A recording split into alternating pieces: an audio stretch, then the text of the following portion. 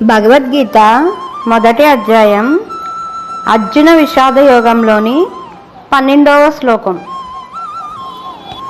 సంజయోవాచ తస్య సంజనయన్ హర్షం కురురుద్ధ పితామహః సింహనాదం వినజ్యోచైః శంఖం దద్మో ప్రతాపవాన్. మరొకసారి చెప్పుకుందాం.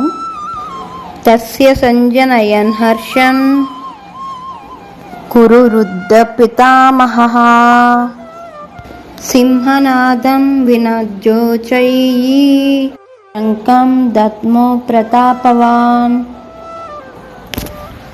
భావం: అప్పుడు కురువంశ వృద్ధ పితామహుడు, మహోన్నత మూల పురుషుడైన భీష్ముడు సింహంలా గర్జించి తన శంఖాన్ని పెద్ద శబ్దంతో పూరించాడు.